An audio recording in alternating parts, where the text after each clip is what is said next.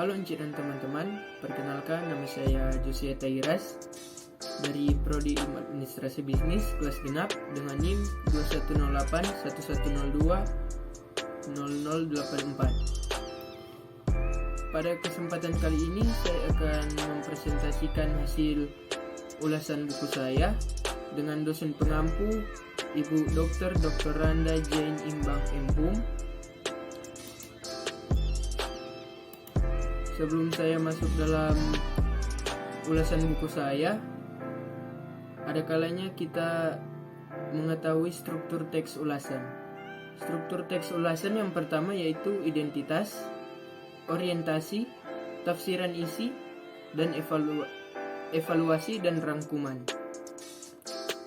Kita masuk di bagian yang pertama yaitu identitas, judul, perencanaan bisnis, aplikasi dalam sumber daya alam. Penulis Prof. Dr. Insinyur John E.H.J. Foe Ipu. Penerbit CV Budi Utama. Tahun terbit 2012. Jumlah halaman 291 halaman. Hak cipta dilindungi oleh undang-undang. Bahasa yang digunakan bahasa Indonesia dan Inggris. Kita masuk di bagian yang kedua yaitu orientasi. Buku ini ditulis oleh Prof. Dr. Insinyur John Foe Ipu. Gelar doktor diperoleh dari Ensaya INPL Prancis pada tanggal 5 April 1990. Ia memulai karirnya sebagai instruktur pada Pusat Pendidikan dan Latihan Kehutanan Makassar dari tahun 1982 hingga 1985. Pada saat yang sama, ia mulai menjadi asisten dosen setelah lulus sebagai insinyur manajemen hutan dari Universitas Hasanuddin 1982. Setelah studi di Prancis 1985 hingga 1990, ia kembali ke Universitas Hasanuddin dan mulai mengajar kembali di program sarjana dan pasca sarjana, serta menjadi Kaprodi S2 Ekonomi Sumber Daya Alam 1992 hingga 1995 dan Sekretaris Pusat Perhutanan dan Pengelolaan DAS LPPM Universitas Hasanuddin 1992 hingga 1995. Bulan Agustus 1999 pindah ke Kooperatif 3 DKI Jakarta. Saat ini menjadi dosen atau PNS dan guru besar ekonomi sumber daya alam Universitas Gunadarma.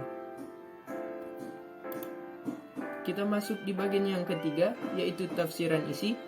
Pada buku perencanaan bisnis ini dijabarkan mengenai pokok-pokok dalam perencanaan bisnis. Mencakup yang pertama, membuat perencanaan bisnis sederhana. Yang kedua, pengertian bisnis dan perencanaan bisnis.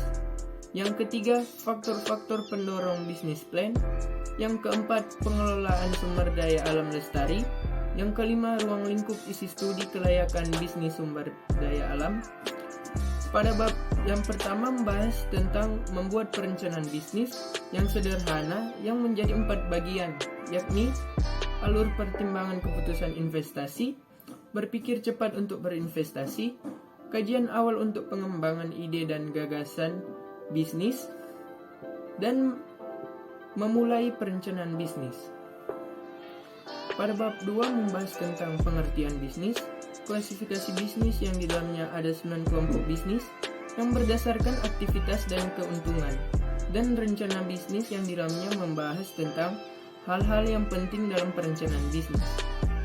Pada bab 3 membahas tentang faktor-faktor pendorong bisnis plan yang terbagi menjadi 9 bagian, yakni pembagian ekonomi dan kewirausahaan, menumbuhkan minat berwirausaha, wirausaha, faktor penyebab keberhasilan dan kegagalan wirausaha, keuntungan dan kerugian berwirausaha, beberapa kelemahan wirausaha Indonesia, dan prinsip-prinsip wirausahawan dan orang-orang sukses.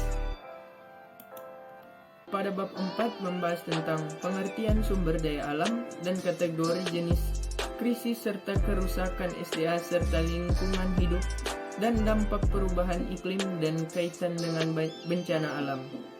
Pada bab 5 membahas tentang ruang lingkup isi studi kelayakan bisnis SDA, yakni tujuan dan sasaran di pelaksanaan studi kelayakan, uraian hasil, barang atau jasa yang diusahakan yang di dalamnya terbagi 6 bagian, dan informasi umum pelaksanaan studi kelayakan. Kita masuk di bagian yang keempat, yaitu evaluasi. Banyak sekali keunggulan yang terkandung dalam buku ini. Di antaranya, buku ini menambah wawasan tentang penjelasan dan teori-teori dalam perencanaan bisnis dan sumber daya alam.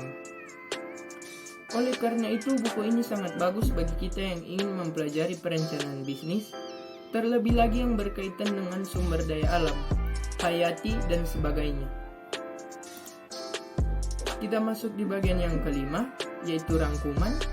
Buku perencanaan bisnis aplikasi dalam sumber daya alam yang ditulis oleh Prof. Dr. Insinyur John Foy, EHJ Foy IPU, sangat berguna dan membantu khususnya bagi mahasiswa yang mengampu dalam jurusan administrasi bisnis dan sebagainya, karena banyak mengajarkan ilmu-ilmu bisnis yang dapat berguna bagi mahasiswa yang sedang dalam masa pendidikan, guna menambah wawasan dan memperluas pengetahuan dalam perencanaan berbisnis yang berkaitan dengan sumber daya alam. Demikian, itulah hasil ulasan buku saya. Terima kasih.